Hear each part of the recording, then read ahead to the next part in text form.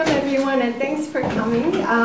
It's my greatest and sincere pleasure to having you all here, especially honored and distinguished guests from all over the places, including California. As you probably know or do not know, this seminar is prepared as a team seminar, teamwork, a research seminar for our SSK Social Science in Korea research project. And Professor Neil Gilbert is one of our team members, so I requested him to come over and present his recent work so that we can learn from experiences and from his book. And we have this seminar actually started as a really small lecture from Professor Gilbert and a team discussion among our small session, but Professor Sophia Lee suggested, well, his lecture should be a public good, not a private good, only among our team members, so we decided to open our seminar to the public and invited students. And then the reason that our room is so small is a lot of people actually warned me that having a good number of audience in this weather and in winter vacation is too much ambitious. So I should not reserve a large room. So we decided to reserve this such a small room, and then we find that, well, actually the room is fully packed. And then some of our research assistants cannot come in because you all are here. And then I really appreciate your interest for today's seminar. Before we start with Professor Gilbert's presentation, I'd like to introduce a few honored guests of our seminar. Professor Chung Woo-Kwan from Yonsei University will be one of our discussants today.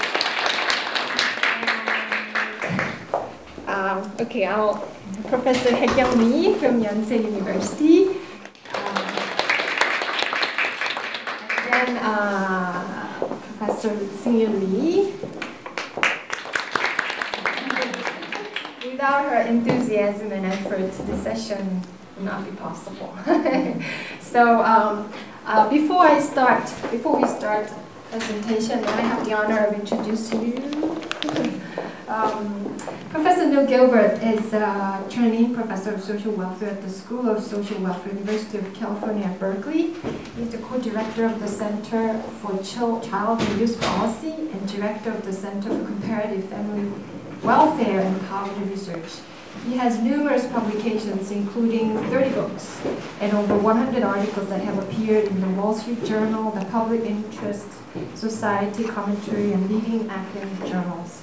And actually, I'm using one of his books for my class as a textbook. So my students said, "Oh, is that Neil Gilbert then?" So I said, "Yes." So several of his books have been translated into Chinese, Japanese, Korean. I never knew that. Oh yeah, you're right. Yeah, Korean, right. And then Italian. His book, Capitalism and the Welfare State, published by Yale University Press, was a New York Times notable book and also reviewed in the New York Review of Books.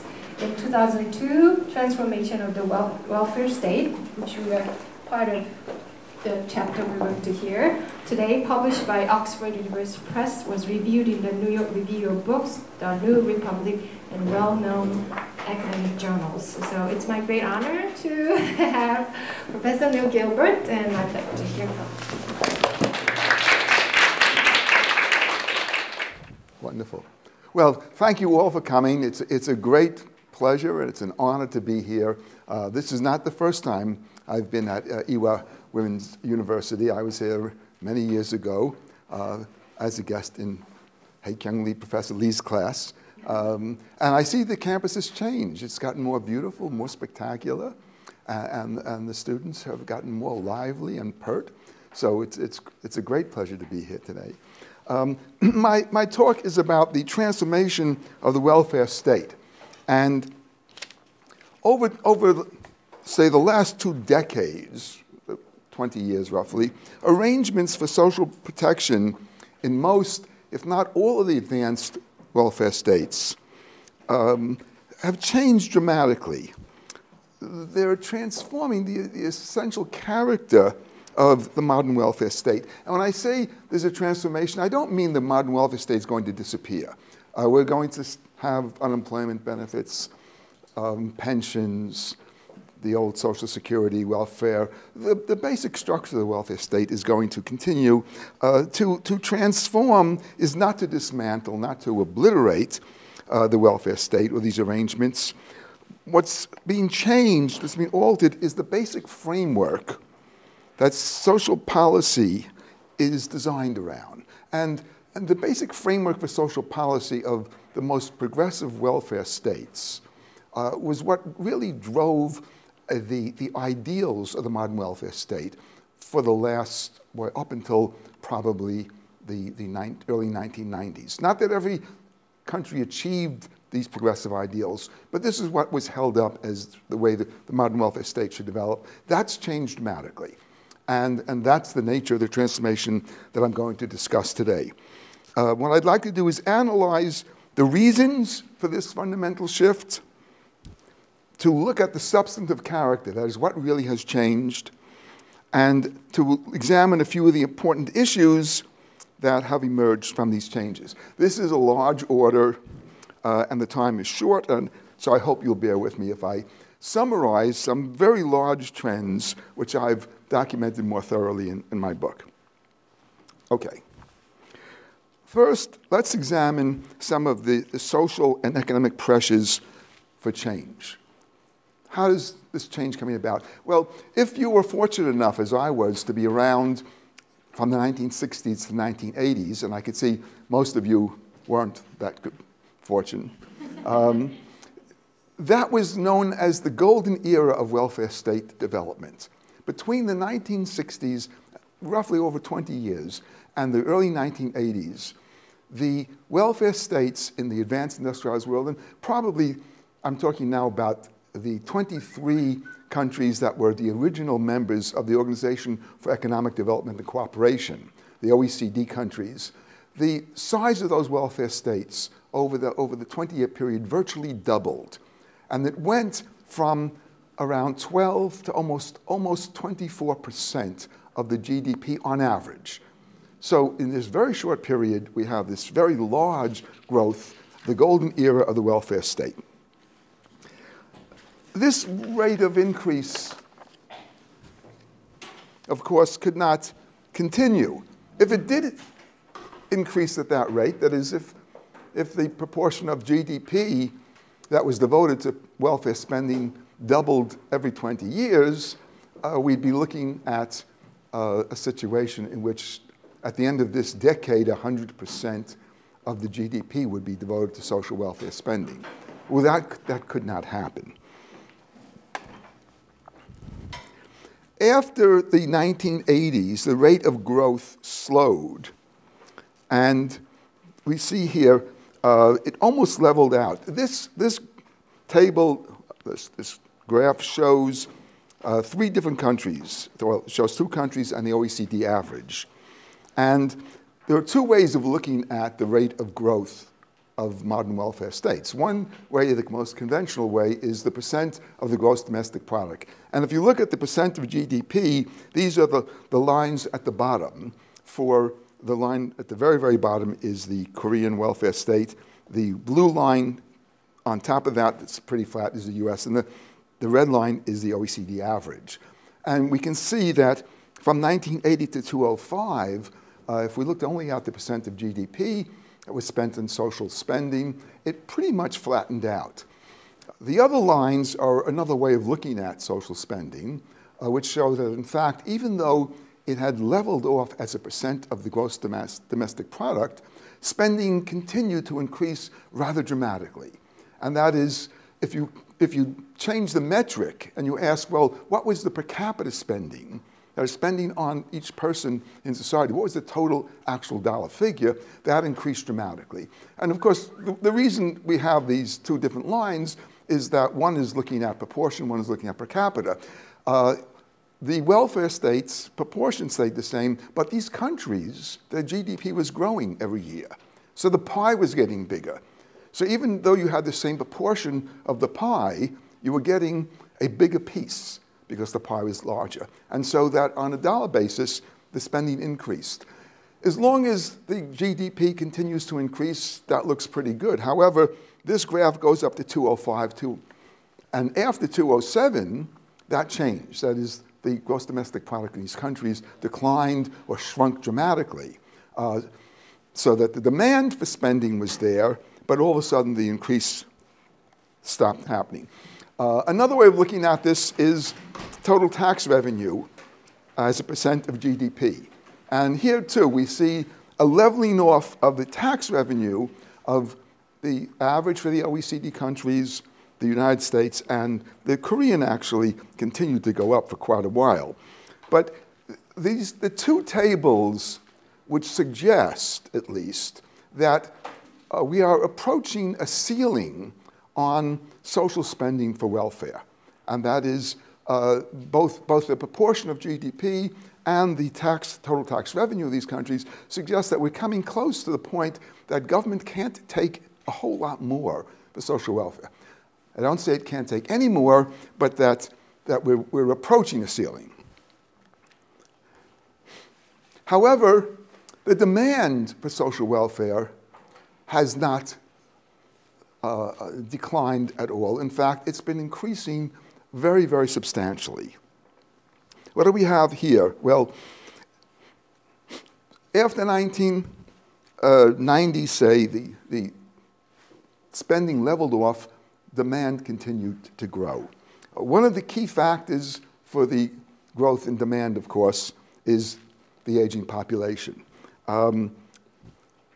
Here we have a situation in which each parent is carrying the weight of their two parents, and they have their one child sitting between them who's looking up and realizing that when he grows up, that's what he's going to look like.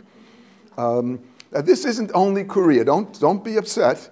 This does represent the fertility rate in Korea. It represents the fertility rate for Italy, for Spain, for many of the European countries, for Germany, and it represents a trend of almost committing demographic suicide, because if you have a fertility rate of 1 over a long enough period of time, your population will shrink very dramatically. So the aging of the population is a very, very significant factor. And we see here what it really looks like. What this figure tells us is that between 2001 and 2030, the ratio of the number of people who are over 65, there's people who are out of the labor force, not working, retired, to the number of employed people, that ratio is going to double. So in 2001, we have 1 retired person for every 3 workers. So you've got 3 workers who are paying into pension systems for 1 retired person. By 1930, we're going to have 1 retired person for every 1.6 workers. That's a huge burden on the working population to transfer income to the elderly.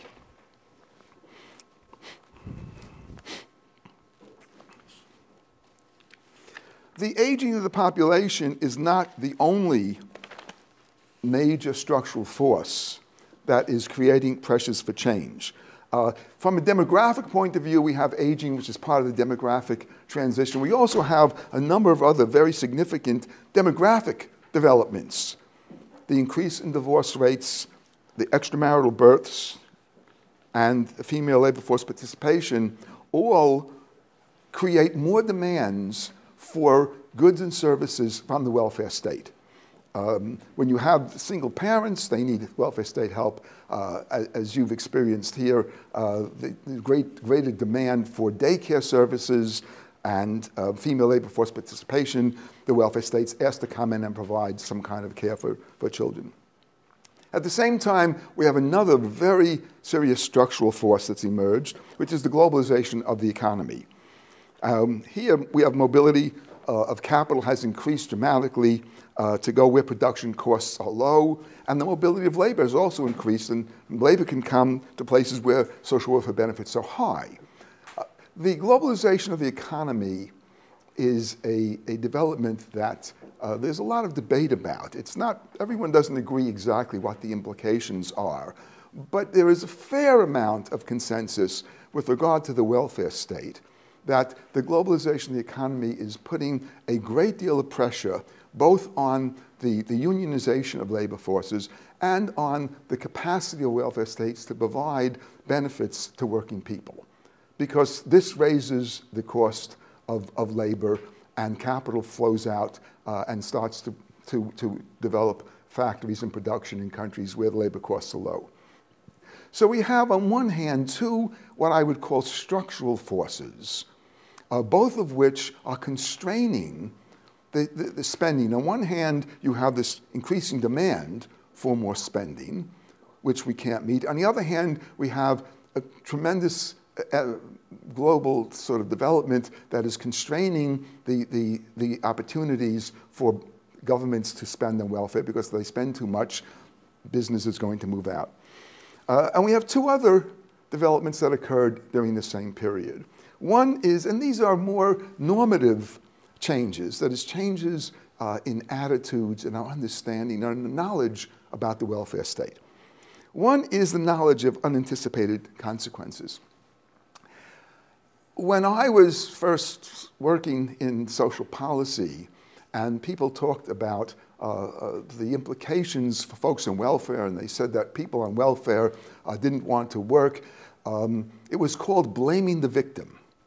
And this was seen as something that was very conservative, a very bad point of view, to argue that welfare was creating poverty. There was a very well-known conservative thinker in the United States named Charles Murray who wrote a book about this, and he was very, very soundly criticized for many years for making this case. It turns out, however, by the year 2000, the idea that very generous welfare can create a disincentive to work has become almost conventional wisdom. We now speak of it as creating dependency traps.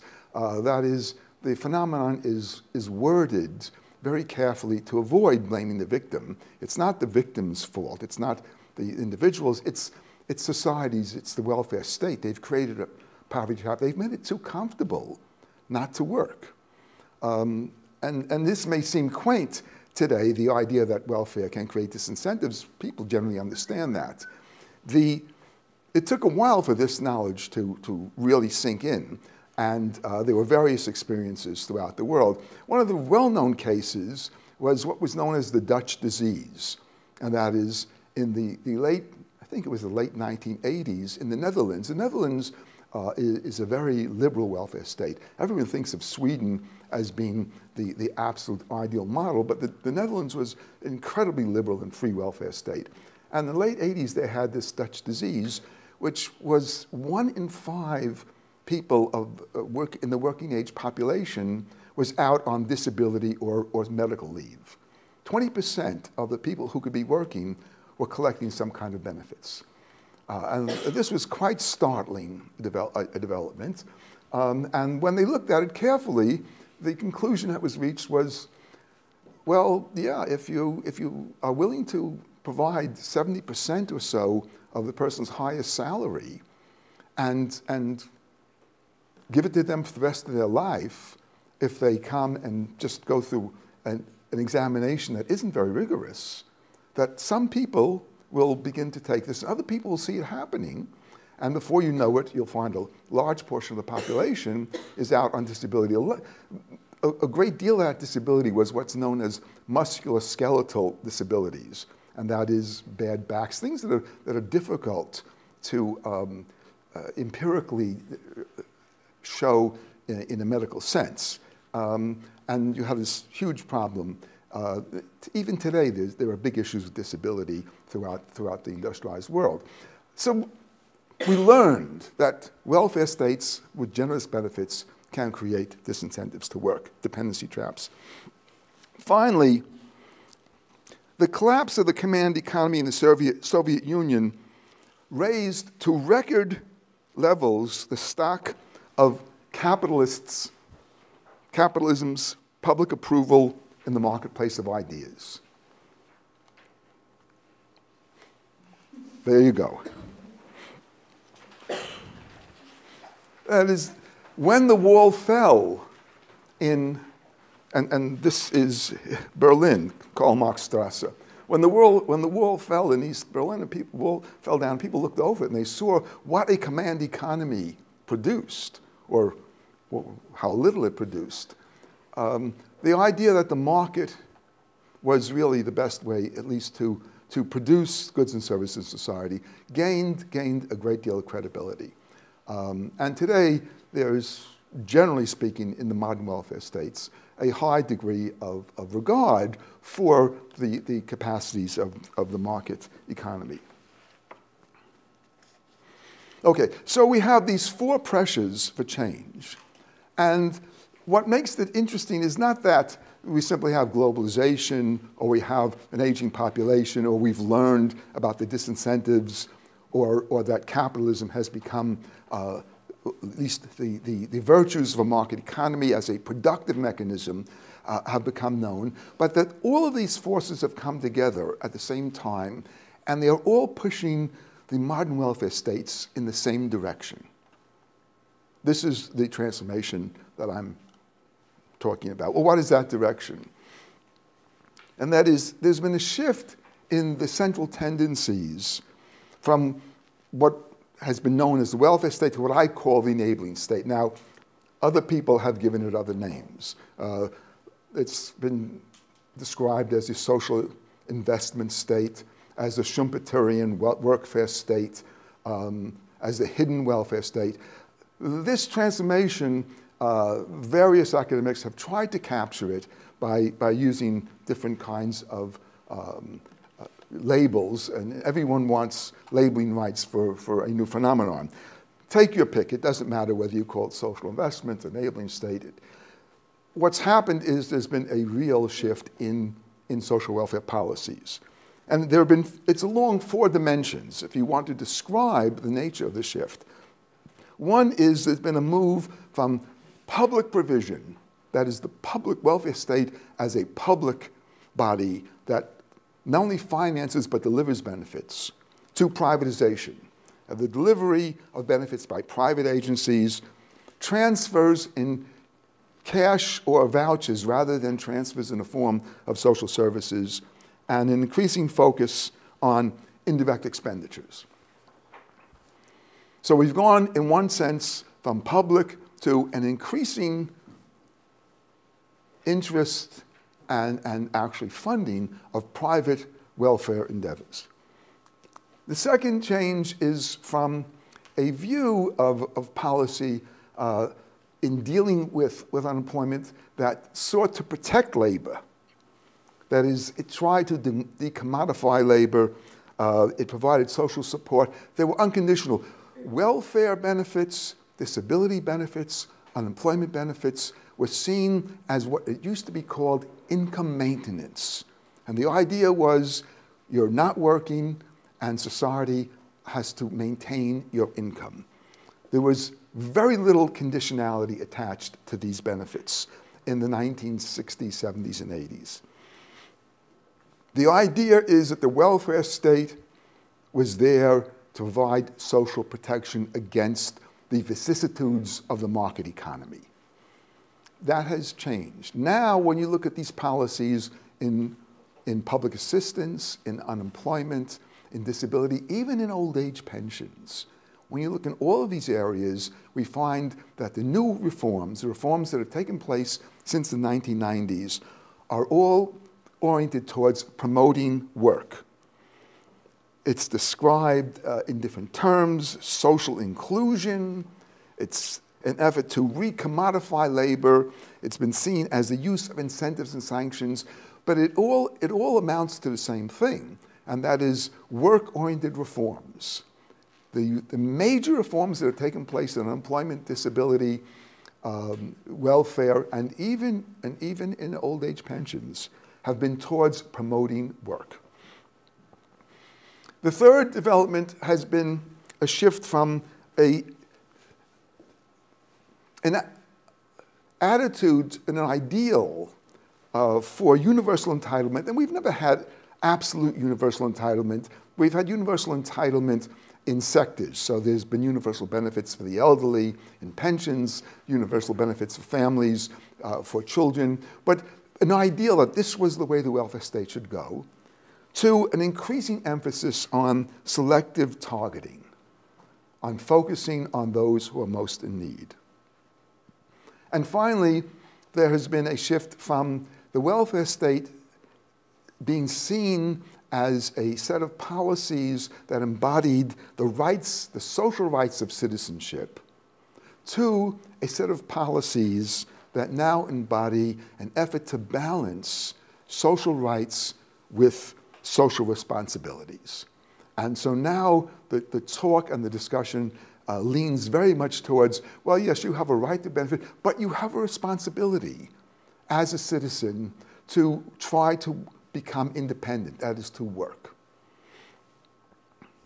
These are the four major shifts, and really it's a move away from what I described as the model for the most progressive welfare states. The most progressive welfare state model was, it was privately provided, welfare benefits were private, they were designed to protect labor, they were designed to try and be as universal as possible, and they were based as the social rights of citizenship to benefits that are no longer public but private, that are designed to promote work, that have many conditions attached to them, that are less universal and more narrowly focused on people who are more in need, and emphasize social responsibilities.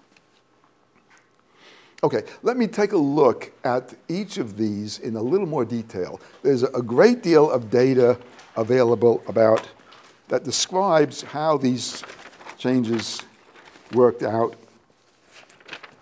And I don't have time to go through all of them, but just to give you a flavor for it.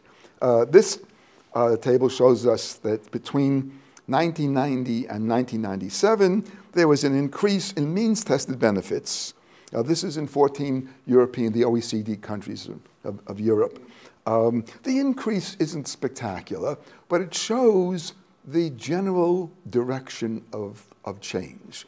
And means-tested benefits are only one form of targeting. As people think of targeting, most of the time is, well, okay, we provide the means test. Targeting is a way of narrowing benefits that try to focus on people most in need. And most in need may be having the least money, or it may be having a certain level of disability.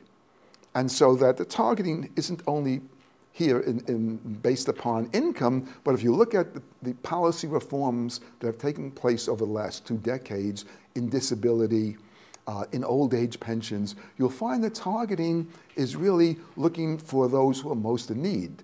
Amongst the aged, one of the things that's happened is the age of retirement has gone up.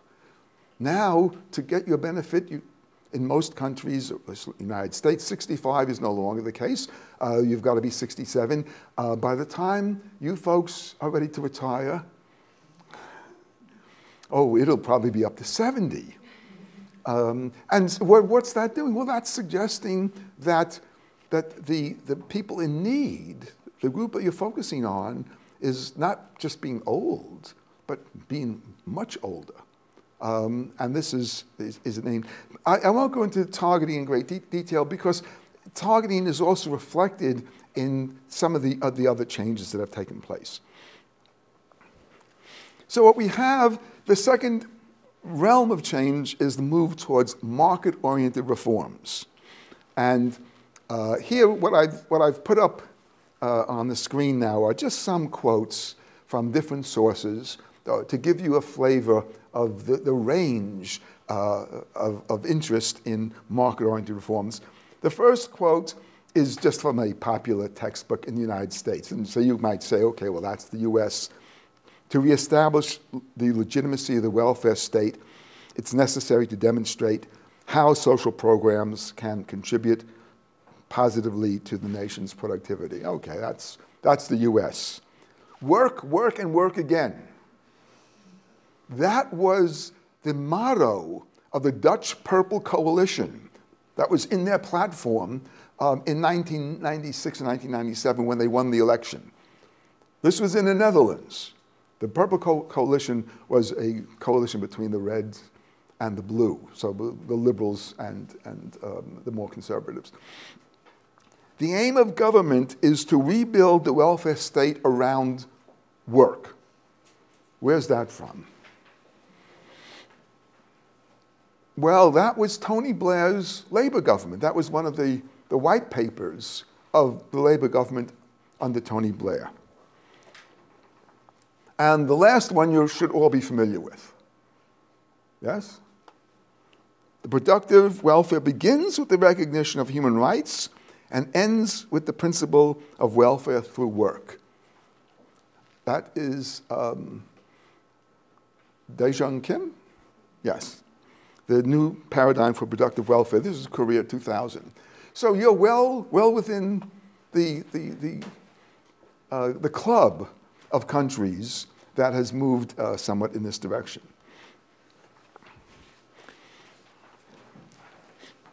The response to work-oriented reforms is mixed. And that is, there are many people who criticize this move towards conditionality, towards saying, okay, now if you're unemployed, you've got to go through all these hoops and meet all these conditions before you get your benefits and before you continue to maintain your eligibility for benefits. So some people argue workfare isn't working, they're not happy with it.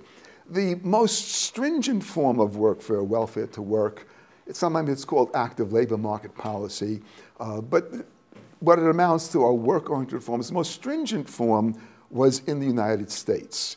When we reformed the program of aid to families with dependent children, that was our program of public assistance, mainly geared towards single mothers, poor single mothers with children. And for many years, if you were a poor single mother with a child, you could become eligible and you received income and many other supports, housing and all sorts of benefits. But income was the critical benefit of public assistance. And that program in 1996 was changed. It was reformed to what became known as Tanf. That's the acronym. The program was Temporary Assistance for Needy Families. And this was a major, rigorous reform of welfare where now you could only be on welfare for 5 years in your entire life. It wasn't a lifetime guarantee if you had young children. That in fact, after 2 of those years, you had to be off and start working at that point. There were many conditions attached to welfare reform in the United States. And while some people say welfare isn't working, in the United States, and again, this is very arguable, but at least the welfare caseload declined by about 50%. And that was quite startling. I don't think there were any policy analysts who really believed that within a few years, from 96 to 2007, that the introduction of Tanf would actually have such an incredibly profound effect. I certainly didn't believe it. I wrote an article at that time saying it was going to be a disaster, that there were going to be a tremendous increase in the homeless population, poverty was going to go through the roof, that this was a very, very poorly designed program. And I was wrong. I was dead wrong. I can admit it. Being wrong once is not a big problem. But this is arguable in the United States. Some people say, yes, the caseload went down, but these people, many of them, they're not living a much better life. There's still a lot of people who are poor. All that's true, although the rate of poverty did not increase dramatically at all over this period, and that we now have a much smaller caseload for public assistance. The substance of work-oriented reforms involved restricting entrance and accelerating exit, the segmentation of participants, and that is they began to define participants as those who were ready for work, unemployed people who were ready, unemployed people who were out of employment for a long time and would have to have special benefits. Disabled people, there were a whole slew of reforms around disability which began to try and distinguish, to segment participants in terms of the degree of disability.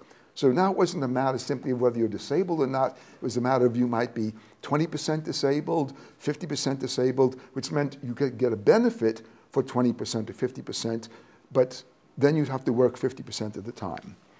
There was the introduction of contractual obligations and the formulation of many work-oriented measures. So this is largely the substance of the reforms that took place. I'll just give you some examples. In Denmark, the UK, Finland, Spain, and the Netherlands, they extended the period of employment required to access benefit. That is, they restricted entrance to unemployment benefits by saying you have to be employed for a longer period. In Sweden, Finland, Belgium, and France, they introduced waiting periods for benefits. In Denmark, Norway, Italy, the Netherlands, and Germany, among others, they've shortened the maximum duration for receiving unemployment benefits. Some of these countries, you could get unemployment benefit for years. For years. The United States had the shortest period for unemployment, which was 26 weeks. But in many of these countries, you could virtually be on it for years. They've shortened that. And recently, and within the last year, in Germany, they significantly reformed unemployment insurance.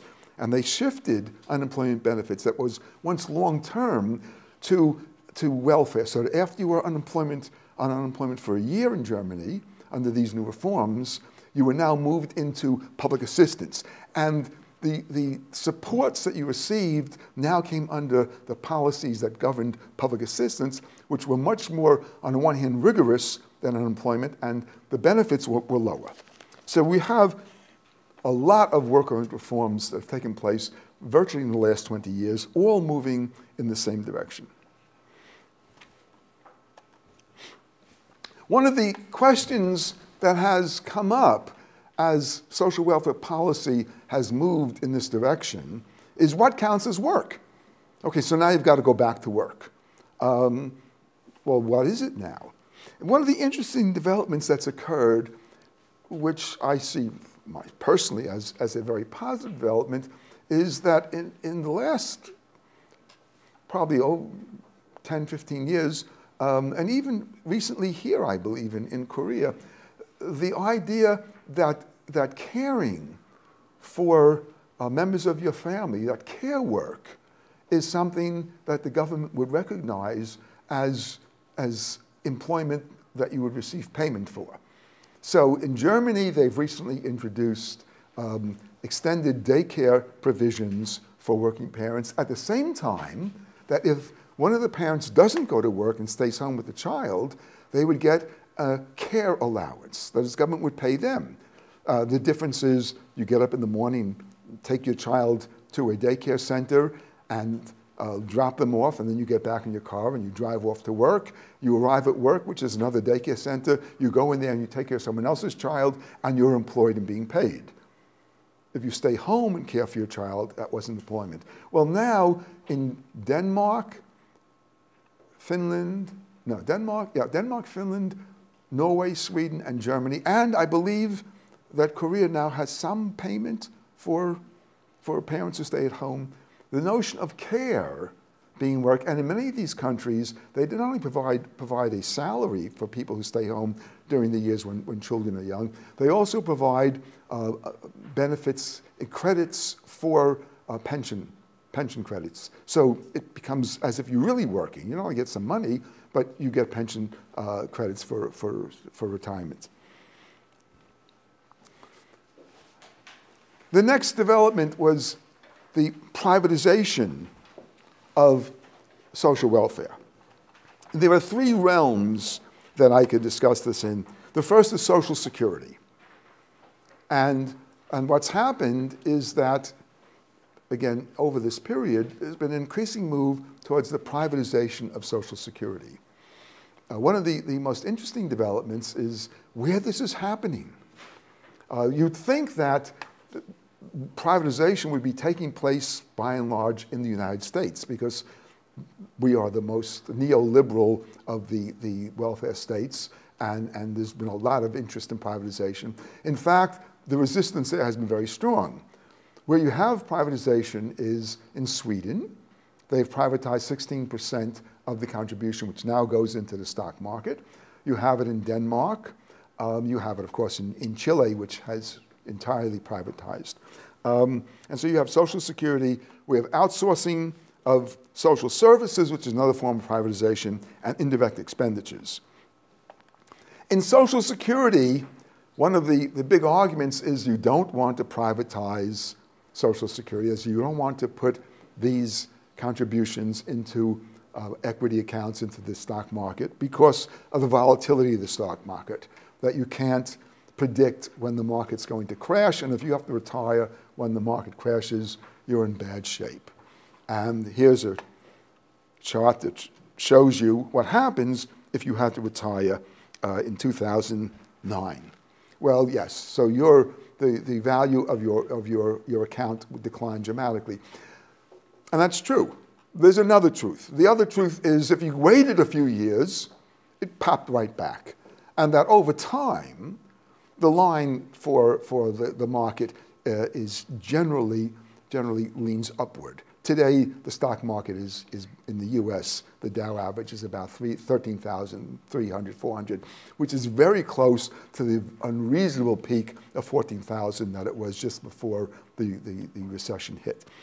But it nevertheless is true that there's more volatility and people may feel less secure. If your retirement account were in the stock market, you'd get up every day and the first thing you would do after probably around age 55, the first thing you do is you go to the paper and want to see what the stock index said. So it does create some volatility.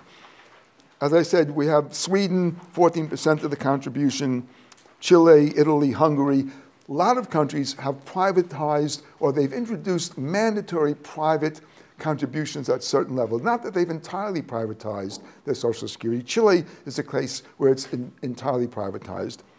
In the United States, we've begun a kind of what I call backdoor privatization. There are different ways to privatize Social Security.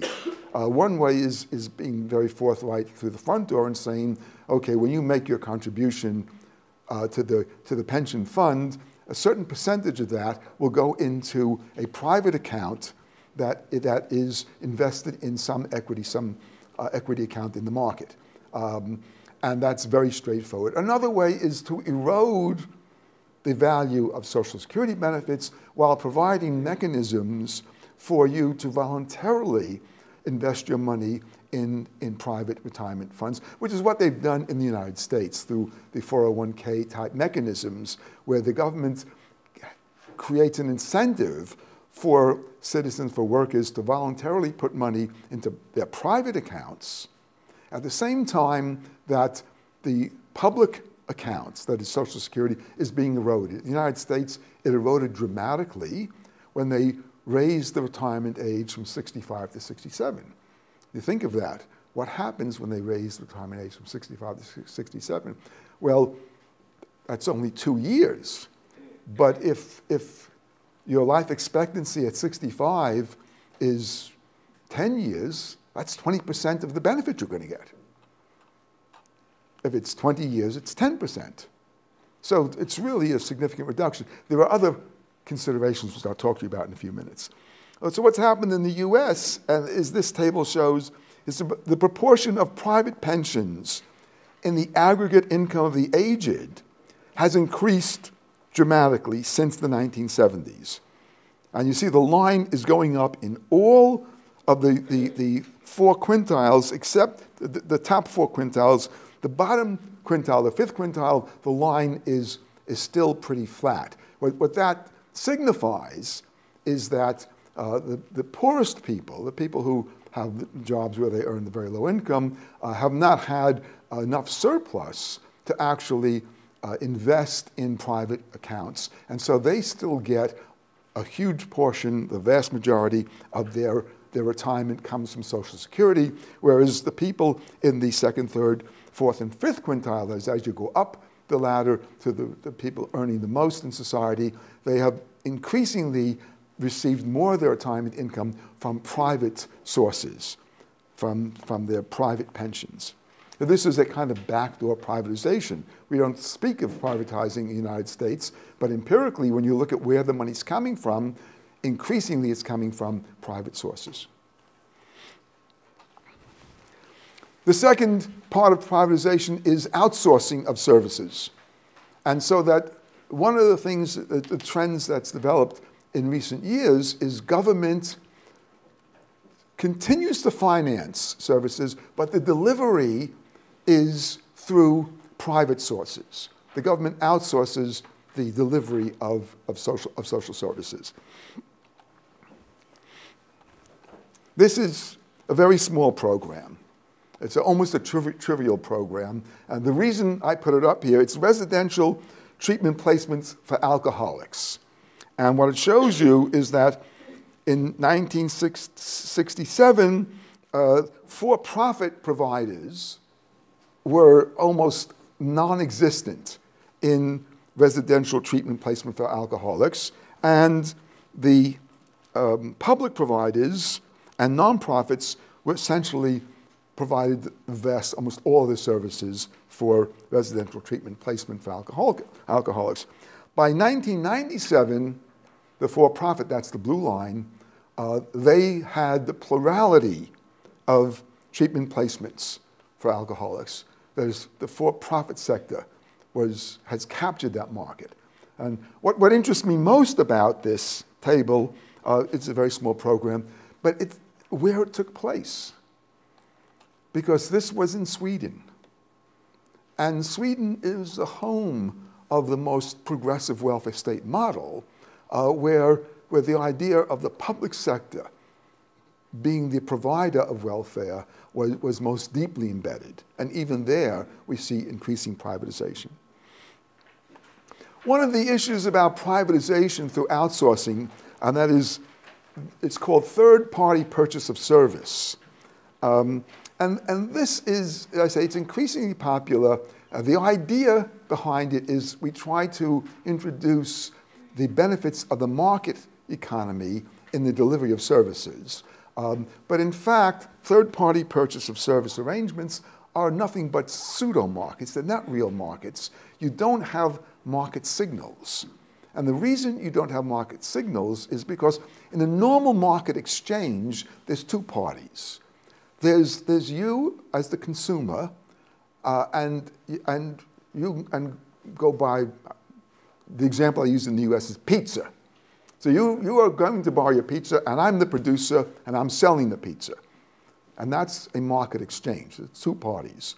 In third-party purchase of service, there is a third party, and that is the government pays for it, but they never consume it. So the party that pays never consumes.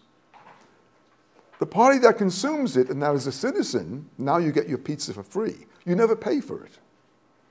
And the best place to be in that arrangement is the producer, because I'm producing something, getting paid by somebody who never consumes it, and I'm giving it to be consumed by somebody who never pays for it. You can't complain too much because it didn't cost you anything, and the government really doesn't know how good it tastes. This is a pseudo-market, and it's a problem in third-party purchase service arrangements. There's been a lot of research on this, trying to figure out, well, how does it work? In the United States, we have third-party purchase for the elderly, for nursing homes, for Meals on Wheels, for daycare, and one of the issues has been, well, do for-profit agencies really do it better? Are they really more effective? Does the market mechanism, even as flimsy as it is in this situation, produce a better outcome than having the public sector deliver the service as it did in the past?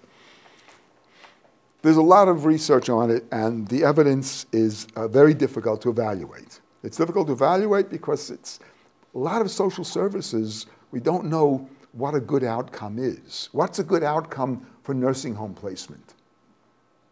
Well, you know how people leave nursing homes. okay? And so, well, you say, well, so a good outcome is, while they're there at least, how they're treated. But that's hard to measure. What do you look at? Do you look at how often the bed sheets are changed? Do you look at how attentive the personnel are to them? Do you look at how the food tastes, how warm the rooms are kept? It's very hard to evaluate the performance of this, and there's been a fair amount of research done in these areas, and in some cases the research shows, the for-profit agencies do it for less. That is, they cost less. The tricky question is, what is the it that they do? Are they providing the same quality of service? And that's much harder to evaluate and to assess. And one of the things that's happened, certainly in the United States, is that an implicit development in third-party outsourcing of services is that it's a way of getting out from public service unions providing benefits. In the United States, we've had a tremendous decline in unionization, and that is in union membership in the private sector, as more and more of the productive industries have moved to other countries through globalization. Union membership has declined. The one area where union membership did not decline is in the public civil service unions, because you can't outsource those kinds of services. You can't send them to India or to Brazil or to China or to some of these other countries. But what you can do is you can outsource them from government, and you could hire the private people in the private market who are not unionized, and so they can do it for less. They provide a service. So one of the reasons it's often less expensive is because the people who are doing the work are not getting the benefits that the public service received. A third way of privatization is through increasing indirect methods of social expenditure. And this is a more technical matter of how you measure social expenditures, whether you look at only the money that government gives out to people, or whether you look at other ways that government creates social transfers. And two of the ways they do it indirectly are, one way is through tax expenditures, and that is through tax benefits. Money they decide not to take from you is a way of providing a transfer. In the United States, one of the biggest tax expenditures is for home mortgage deductions. And this is a much bigger transfer there than public housing that's provided through the direct expenditure in government. Another indirect method is through the regulatory powers of government. Government can create a social transfer without spending any money. It could simply go to the private sector and say, your company has to pay for the first 10 days of disability insurance. You have to pay for that. So through regulatory mechanisms, the government can make elements in the private sector provide social welfare benefits. This is also increasing. So what are the implications of what I've described as a shift towards the enabling state? First is that the political compass of left and right has lost its conventional bearings. We used to know what were policies of the left and policies of the right. In the policy course that I taught, I always explained to my students that the right was for consumer choice and the left was for government provision and not all that interested in consumer choice. In the United States, this is played out in the area of vouchers for public education. And we had in the presidential campaign of George Bush Sr., which is many years ago, at that time, the Republican administration wanted to introduce two major types of social policies. One was vouchers for public education, so that citizens could have a choice. You could send your child to a public school, or you could get a voucher equivalent and use that to pay to send your child to a private school. And this was considered very conservative Republican proposal. The second proposal was for privatization of 14 to 16% of your contribution to Social Security. They didn't say your whole contribution. They just, let's take 14 to 16% and put it in a private account. And this also was considered a very conservative view in the United States, and neither of these gained any traction in the political arena. At the very same time, if you go to Sweden, which is considered the most progressive welfare state, we find that in Sweden they have provided vouchers for education. Anybody who wants to in Sweden, whose child is in the public school, they can get a voucher, send their child to private school. Today, about 10% of the students in the Swedish schools are there on vouchers in private schools. And Sweden has privatized almost the same percent of the contribution to their Social Security that the conservatives in the United States wanted to do and the left of the United States was opposed to. So it's hard to figure out what are the traditional policies of right and left have become more fuzzy. Another implication is we have these market-oriented reforms, and when you ask what's happening, people say, well, we are for social activation. That these reforms are to activate people. We're for social inclusion. We're for increasing responsibility and empowerment. Now, who can be opposed to social activation, to inclusion, to empowerment, and to responsibility? Well, those are very nice phrases. The discourse has been spun, and it's been changed in a way that all sounds like a very nice thing, as opposed to protecting you against the vagaries of the market economy. What all this amounts to, activation, inclusion, responsibility, empowerment, what it amounts to is you're expected to get a job. We're not going to provide benefits for a very long time. So part of what's happened is the welfare state has become more of a handmaiden and less of a counterforce to the market economy. The modern welfare state is now providing public support for private responsibility. The private responsibility is the private sector delivering services. It is a private individual being told you should go out to work and take care of yourself. The public will support it. They will provide you benefits and give you training, but the direction is public support for private responsibility. So, the challenge to the role of government. Oh, I'm good on time. In three areas. First, in the area of targeting, as governments begin to try and narrow the expenditures, because it's very difficult to afford everything that's been promised for particularly pensions for the elderly, health care for the elderly, daycare for children, all these things that we've promised. As they try to target, to limit benefits, they've got to be able to decide who are the most needy? What are the criteria going to be of disability? What's the age of retirement? What about who do we means test? And some of the stuff is very complicated. Take the question of retirement. So one of the very common proposals that have been made and implemented throughout the OECD countries is to raise the age of retirement to deal with the increasing costs of old age pensions. Well, what happens when you raise the age of retirement from 65 to 67? So what do you say? Okay, people should work to 67, yeah? And that'll make it less expensive. However, there are certain facts about the population that we're aware of. One of the facts is that poor people don't live as long as rich people.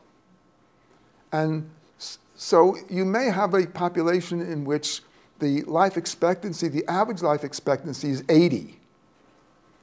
And as soon as you begin to parse that out and say, okay, what's the average life expectancy for poor people versus people who are wealthier, it turns out it's 75 and 85. What's the average life expectancy for women versus men? It's longer. And so when you increase the age of retirement, what you're doing is you are taking poor people and giving them less. They have to work longer and they're going to have less time to retire. People who have higher incomes and easier jobs can stay in longer. So that do we really get a benefit here. And of course, one of the things that happens under those circumstances, that will happen increasingly, is the benefit will fade away. And that is, you raise the age of retirement, and many people will simply move from work to disability. So at a certain age, they'll say, well, I can't do this any longer, I'm disabled, and we'll have a bubble effect. So you squeeze down at one side of the welfare benefits, it's like a balloon. If you squeeze on one side and a bubble pops up on the other, there'll be an expansion in disability. So targeting and limiting benefits is complicated, but it's a challenge. The second is in the realm of privatization, how to design performance-based measures of accountability. If we're going to outsource services, and we're going to give money to the private sector to provide it, how do we know they're doing a good job? And this is something that in social welfare we haven't dealt with in the past, because in the past it was the public sector that did it, and they didn't ask the question. It was their own money, they were doing it. And now they're paying private and often for-profit agencies to do it, and the question is, how do we judge how well their performance is? And the last challenge, and one that is most compelling today, is adjusting labor market policies to a shrinking job market. The active labor market policies and a movement towards welfare reform, which was work-oriented, went very well from the 1990s to 2006. It went swimmingly. In all the countries, people were very happy with how well it was going because unemployment levels were very low. In the United States, we had record lows of unemployment during that period. And all of a sudden, the Great Recession hit us, and the job market shrank. Yet we still have these policies which are demanding that you go back to work. And so how does government deal with these active labor market policies pushing people back to work in times when the job market is shrinking? And it may have shrunk for good. It's not clear that all these jobs are going to come back. Some of them have gone overseas. Some of them have been automated. The demands for skills in the modern economy have increased. And so we don't know whether the new acceptable level of unemployment may not be 6%, 7%, rather than the old 4 or 5%. So this creates problems and challenges for government, because they have to deal with the question of how to limit the displacement or the dead weight effects of subsidized unemployment. One of the ways that government is dealing with the shrinking job market is subsidizing jobs. And when you subsidize jobs, you have something called displacement and dead weight effects. Now, some of these jobs that you subsidize would have been given anyhow, and so nothing's being gained. How does government deal with that? How do they understand it and limit it? How long to continue the subsidies? We have in a lot of countries today a fair amount of government subsidized employment. At what point do you say we're going to cut back on it because the jobs are increasing? At what point do you institutionalize this and it becomes much more difficult to change? Many of these subsidies are for public employment jobs. How do we make public employment jobs more than artificial work? When you look at a lot of public employment around the industrialized countries, you find out that it looks a whole lot like make work. You give them a broom and they do some sweeping. What types of training and education are best for building human capital? And what's the proper balance between the incentives to activate people and enhancing the benefits to support people who are out of work? How do we balance the two sides of that equation? These are the challenges, I think, that face the transformation of the welfare state in this coming decade. Thank you very much.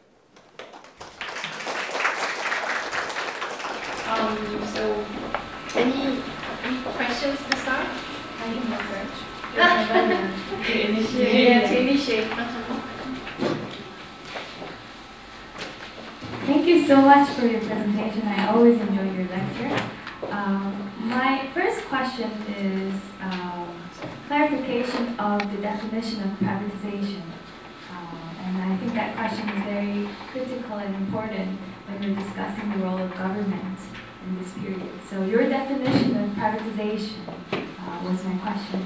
And another small question is that your analysis on the phenomenon that in-kind benefits is moving towards in cash. And I was wondering in which country and which specific areas, because to my understanding, it's moving toward more of an in-kind to boost employment, for example, in the service economy, especially so in the case of Korea at the moment. So more examples on the trend towards in cash in some countries would be very helpful. Okay. Okay. Privatization. Let me take the first. There are different kinds of privatization. In essence, privatization, as I use it, is when you use the market, the private sector, to deliver the benefit in some fashion. Typically, let me give an example. Say daycare services for children. You can have a public service where the government finances daycare and they deliver it. They set up a government agency that gives daycare, like public education. That's public. Or a government can say, we will finance it, but the private sector will deliver it, and therefore I will give you either a tax credit or a voucher, or I can even write you cash, but for daycare, we probably give they give tax credits and vouchers, and you can take that and go out and spend it in the private sector. And now you're giving that money to some for-profit or voluntary non-profit, non-governmental agency. So that's one form of privatization. In Social Security, privatization has to do with whether I give government the money for my pension, and they collect the tax, and then when I retire, they send me the check, or whether I put the money in some, say, 401 account, a private account. It's my money, it goes in my account. Government is partially funding this because they're giving me a tax incentive. In the United States, they're saying to me, if you put that money in the account, it doesn't count as income now, so it won't be taxed. And that's really good because over 40 years, with interest accumulating, you can end up with a huge sum of money. The World Bank did a study which started this whole movement and said, well, if you took the money that you give to government for your pension, and over 40 years had invested it in the stock market instead, what would it look like? And the answer was you'd end up with hundreds and hundreds of thousands of dollars, a huge stash of money that was yours. But not only was it yours to use as you wanted, it was yours to leave to your children. You can't leave your pensions to your children. So the privatization in Social Security and in the delivery of social services. So the government finances it, private sector delivers it. The example of cash versus in kind, by and large, if you look at the United States at food stamps, that's a form of cash. These vouchers are a form of cash.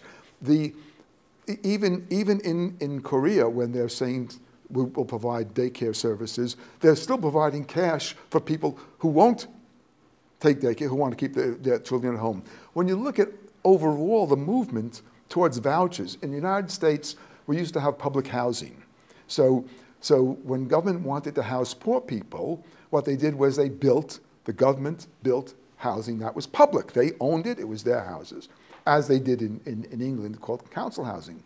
They stopped building public housing around 20 years ago, 15 years ago, and now they give out vouchers, which are rent vouchers that you can take to rent a private unit on the market. So these are some of the examples, and of course, the tremendous amount of privatization takes place through tax expenditures. The government saying to you, I will give you a tax break, whether it's the earned income tax credit where you get money for, whether it's a tax credit. If you take your own money and put your child in a daycare center and you're working, I'll give you a tax credit, so you won't have to pay taxes on it. So this is another way of moving towards cash away from service. Mr. Gleason, that she brought up that question. I had the same question about the difference between cash and vouchers, because the whole movement toward enabling state, to me, was giving more responsibility to the individual. I mean, putting more responsibility. But in terms of cash, the first impression is giving more freedom to the individual. So in that point, I always see cash and vouchers quite different because it's more individual. Maybe I'm confused. No. Well, first of all, let me say, vouchers are close to cash. And what both cash and vouchers do is they give freedom of choice in the market. Mm-hmm. If you believe in the market economy, if you think the market is the place to go, I either give you money, which is you have the most choice, or the closest I can come to that, without saying, you have to use my services as government, I give you a voucher. And the reason I give you the voucher is because I'm afraid if I give you the money, you'll use it on bad things I don't want you to use it on. So I want you to use it for food, and you're going to go out and buy alcohol. So I give you a voucher, which says, in the United States, the food stamp vouchers look like a credit card. You can go into any of the big Safeways, and you can buy almost all the food there. So it looks just like cash, except you can't buy alcohol or, I think, cigarettes or certain other things. So it has almost as much freedom. So cash and vouchers fit the market model of freedom of choice. Individual responsibility from an ideological point of view is part of that same package. That's part of individual responsibility is actually being a responsible consumer. One of the arguments for not giving cash or vouchers is saying that the people are not good consumers. They won't know what schools to send their children to. They can't distinguish good education, bad education. Individual responsibility says, here's the voucher, you're responsible, figure it out. First of all, it's my great honor to be here, listen to your wonderful lecture. But I have a question though. I think your overall description of the transformation rate of state, current state is toward the enabling state is quite understandable, and I agree with that. But nonetheless, there are still large differences between, the S. Anderson's retro regimes, Scandinavian model, and European constructive model and liberal model. So when you suggest enabling state first time, some scholars in here we assumed that your description of enabling state more close to fit to the United States model rather than other model. So anyway, now we are see the transformation for your description, but still big differences between regimes and countries. So we have options to what kind of the different level of the privatization, different level of outsourcing, different level of the rural government. So what do you think about this? Okay, very good. A very, very good question. And I have two answers for that question. The first answer is that I see this as convergence. So when I say the transformation, that doesn't mean every welfare state looks exactly the same. The US looks exactly like the UK, which looks exactly like the Netherlands, which looks exactly like Sweden. No, what I'm saying is when you look at their policies, they're all moving in the same direction. This is true also for the welfare regime. So part of my thesis here is that the welfare regimes are becoming less and less distinct and looking more and more like each other. And Sweden is a prime example, and there's a lot of discussion about this in the literature now, that one of the critical distinguishing features of the welfare regimes, according to Spring-Anderson, was decommodification of labor.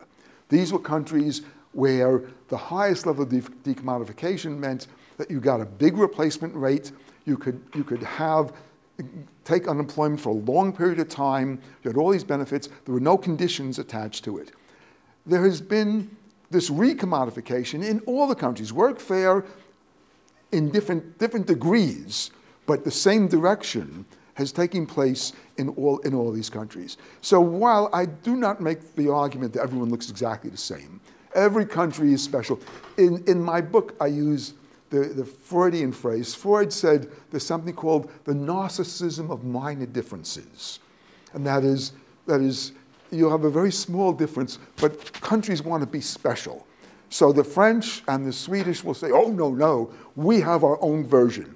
When you look carefully at it, it looks very much like the convergence toward the enabling state. When they have vouchers for education, when they have privatization of Social Security, in some ways, on some of these dimensions, they've gone further than the United States, which has long been considered the most liberal, according in Esping-Anderson's model of the welfare states, the classical liberal sense, and most conservative.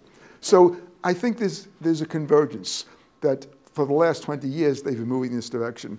Esping-Anderson's data were based on 1980. That is, his book was later, but the data were not. And in 1980, because I've done an analysis of this in empirical, looking at the distinction between regimes, taking these indicators, and in 1980, you had much more distance. And if you looked at it over time, they began to come closer together. But that's, again, when I say I've done the analysis, it doesn't mean that it's definitive. Someone else will come, and these data can be interpreted in different ways. But this is what I think is occurring. Yes.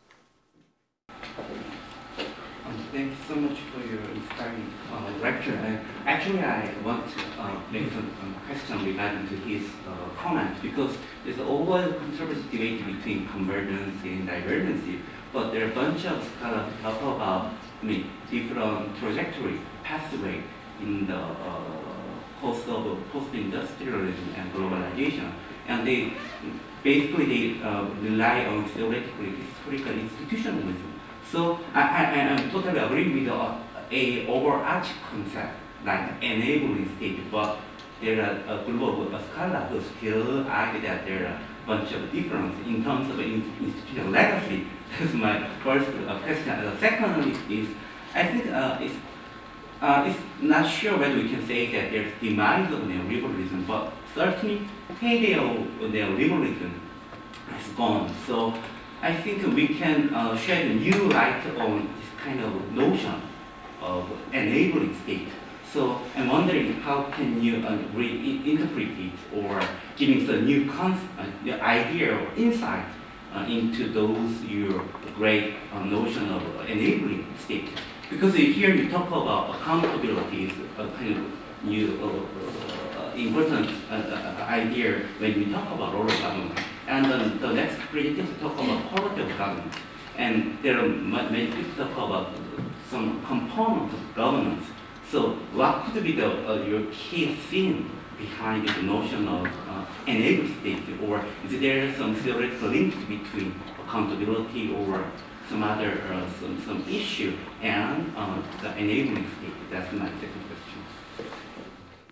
Yes, the question of accountability, it relates mainly to the issue of outsourcing of private delivery of services. One could question whether, when you had public delivery, what was accountability? Well, accountability then was a political system. I guess if you didn't like the public delivery, you changed, you elected a new party. So in the realm of outsourcing, accountability is a big issue, but it is very much connected to the neoliberal, to the market view, because what we want to show, or what they want to show, is that by outsourcing, by taking advantage of the private sector, they'll do it better. And if they don't do it better, and this is a big argument, is why give it to the private sector? There's a theme that underlines this, which I go back to, and it has to do with the cost of public delivery of services. A very big element of cost in the public delivery of social services is the fact that they're public social service unions. When you look at the public social service unions, certainly in the United States, their benefits are very high, their incomes are quite high, relative to the private sector, their productivity has not increased the way productivity in industry has increased, largely because you don't have the kind of mechanization that's taken place, the technology. Human service is human service. If you have a daycare center, you need one worker for so many children. You can't automate that. And so their levels of productivity haven't increased that high, but their benefits, because they're unionized, are quite high. And so one of the pushes is to say, okay, let's make it more efficient from a market point of view. Someone else will do this labor for less. Whether that's a good outcome from societal's point of view is another question. That is, whether people shouldn't have higher salaries and more benefits is another question. I'm not advocating this. I'm simply describing what has happened. I do think there's a convergence going on. And I think there's a great deal of evidence. Some of the best evidence, to my mind, is, and particularly with regard to Esme Anderson, is now you will find my colleagues from the Scandinavian welfare states who have made the argument, and I mentioned this in my book, and I understand that somebody was here a few months ago made the same argument, that Esme Anderson was wrong, that the Scandinavian welfare states were never decommodified. And so that's true in one sense. And that is, if you go back far enough in history, at the start of the 20th century, they were for work. But if you go to the point that Esme Anderson was looking at, after from the 1960s to 1980s, at that point, empirically, his description was correct. They had, I mean, when you compared the benefits for unemployment and the conditions, they had significantly decommodified labor. They had decommodified labor in the Netherlands. That's why so many people didn't have to go to work, because they could live very comfortably on disability benefits for the rest of their life. And so that was the case. What's happened is the pendulum has swung back, and we're recommodifying labor. The Scandinavians say it's the same, we've never changed. It depends upon the benchmark, where you go in history.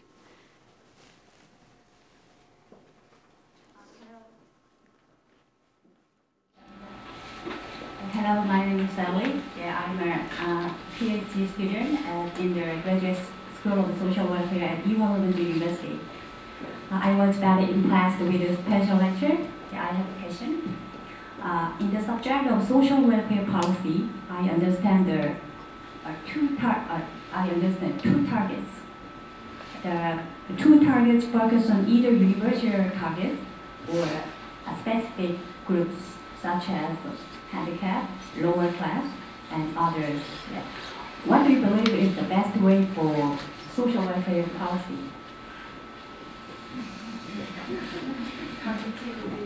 Yeah. No, I think you're right. I think we have to become much more selective.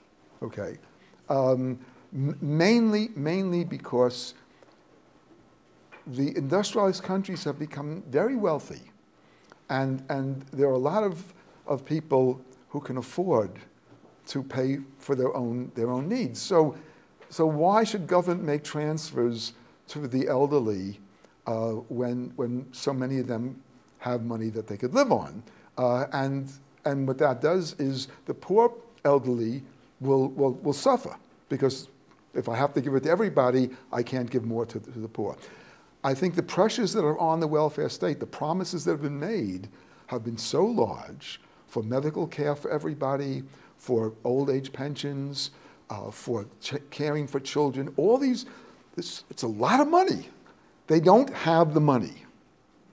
And if you don't have the money, you have two choices. One is you can give everybody a little bit, and I think that's bad because a lot of those people don't need it. Or you can try to find out those people who need it the most, bring them up to a decent standard of living, and let the other people who have enough to live not get the benefit. So I'm much more inclined, and I wasn't always this way. In the meantime, people come up with their own question. Would you like to, I mean, you just linked to your role as a more, describe what's happening rather than judgment of what's good. But if we look at the second slide, which is my favorite and most embarrassing one, which shows the percentage of social expenditure between the US and Korea. And then as you can see, while Korea is becoming one of the, top 10 industrialized countries in the whole world, our social expenditure is embarrassingly low. And if considering that situation, do you think it's either desirable or is it unavoidable time for us to follow that the trajectory? Yeah. Oh yeah. No, I mean there's. Should we first become a certain level first, and then think about whether we should be more frugal or more emphasizing responsibility? What do you mean? Oh no, I think you should. Not only do I think you should, I think you will. You don't have any choice. You don't have any choice. Do you see? Well, anyhow, I have a slide. There's a picture of the children carrying two parents. Okay? When that generation retires, your population is looking like this. You're going to have to be spending more on them. So that the pressure to increase is going to grow. Otherwise, there's going to be a lot of elderly people, and the children are going to be more inclined to support it, because if the state isn't helping out, then it's on the children's back, and they've got their own child. So I mean, Korea started out later than these other countries. It took them. These other countries have been going at it in terms of the welfare state, probably for depending upon when you want to mark the beginning of the welfare state, whether you go back to Bismarck's pension systems in Germany or to the Social Security amendments in 1935 in the US. Korea has come into this game much later, and so it takes a while to develop the spending. But yeah, I do think it is very low relative to these other countries. Now we're still in the level of 30s. What happened in other countries, most European countries, we're still at the level, very low level. And I wonder, should we kind of jump into the trend of other developed countries, which has 50% of high social expenditure, while we're staying still in the less than 10% social expenditure? Yeah, I mean, it seems to me this is a normative question, right? I mean, what's good, and it seems to me that in that chart, oh well, now I've got some. Sorry, Sophia, I've got you in here. All right. Well, anyhow, it seems to me in that chart that there's the average for the OECD countries. Yeah, that there's the average for the OECD countries, which is considerably higher. It's 20-something% now, as to less than 10 for well. Actually, it's all increased. This is 205. In the last several years, all the countries have increased the level of spending. There's another piece to this, though, which because I looked at the data before I came here, I was curious. When you look at the development of the Korean economy, the per capita income in Korea is still much lower than most of the OECD, the Western OECD countries, not Eastern Europe, not the newest ones, but the per capita income, so that the European, while the Korean economy has grown dramatically, it's still on a per capita basis is not as high as most of the wealthiest OECD countries. The problem is this is a bad time to be expanding the welfare state. There are good times and bad times. Good time is when you're growing, when the economy is expanding dramatically. In a recession, it's much more difficult to do. Thank you very much for your lecture. I apologize for the level of my questions since I'm still an undergraduate in law. And when they start off like that, I get very nervous because then you get a question that is really good. Yes, please. My question was on, well, I've been thinking a lot about the role of the government, the role of the market, how it's very blurry to me now because the distinction seems blurry to me. Well, when I was listening to your lecture, I thought about the third sector, or the voluntary sector, and how, under your definition, how the transformation to an enabling state would influence the voluntary sector. The voluntary sector, yeah, no, that's an interesting question. In some ways, it may create a problem for the voluntary sector. And the reason I say that is because years ago, and I only know the United States, but years ago in the United States, when I was working with the Commissioner for Aging, in those days they called him the Commissioner, and they had just passed this federal legislation for aging in the United States, and a group of the advisors were sitting on a table, and somebody said, okay, so we have these centers for the elderly, we're going to have Meals on Wheels programs, we're going to have food, we're going to have transportation. Can we contract with for-profit providers, or can we only either deliver it with the public or with nonprofit, the third sector? And the commissioner's response then was, no, we can't contract with for-profit. We don't do that. That has changed dramatically.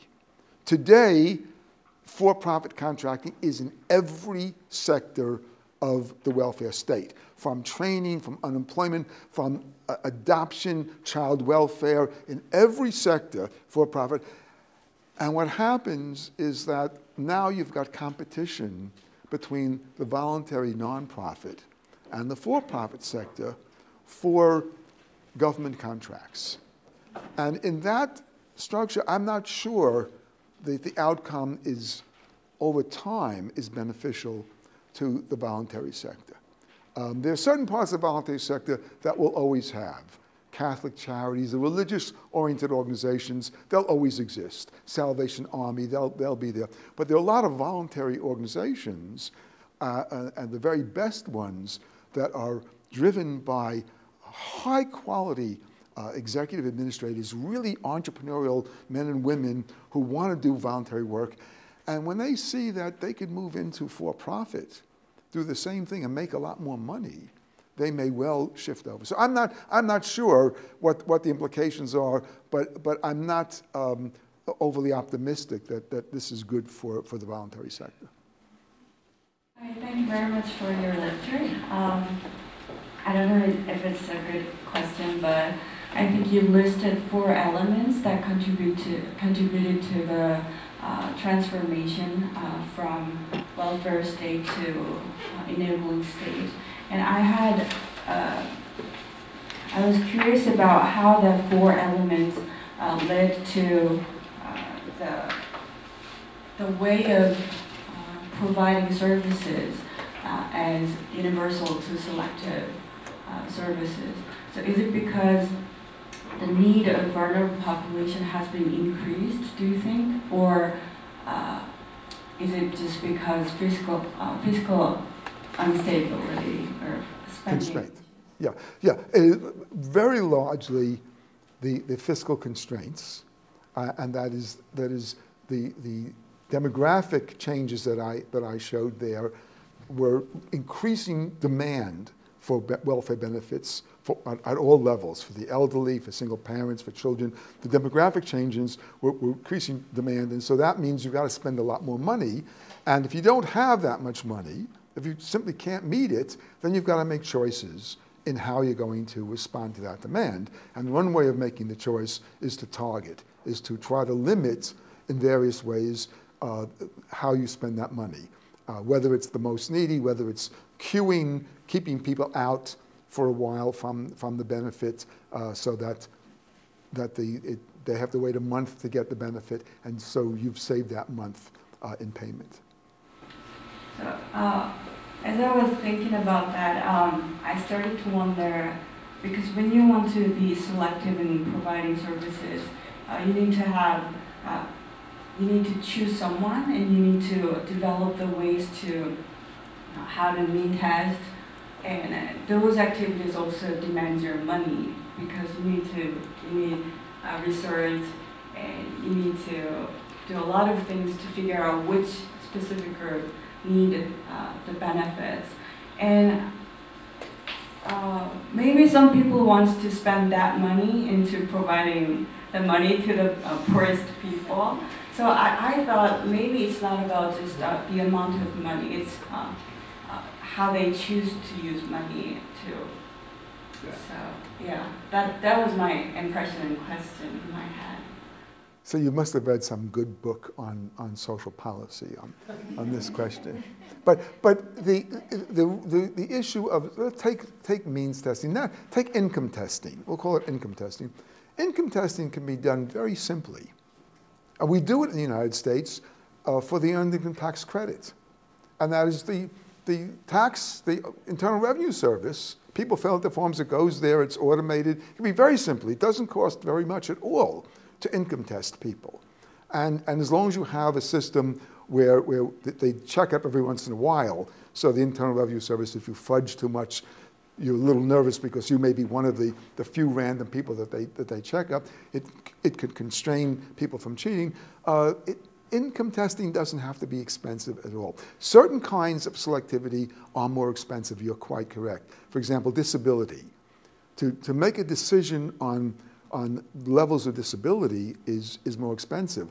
But not to make that decision or not to invest in it is incredibly more expensive, because then you have a lot of people who may come to you and say, you know, I've got a pain, I've got an ache, I'd like to leave my job. I'd like to go, you know, sit on the beach if I could. Yeah. Yeah, I think that was very practically helpful answer. Thank you very much. I see there are a few more questions, but because of the time limit, I think we have to end our session now. And then if you have any other questions, you can definitely write to email, yes, yeah. yes. Well, I must say thank you very much. I'm very impressed at the quality of the questions, the level of discourse. It sounds like actually you really understood what the lecture was. I was nervous, and I do appreciate the effort and thought that went into your questions. So thank you very much.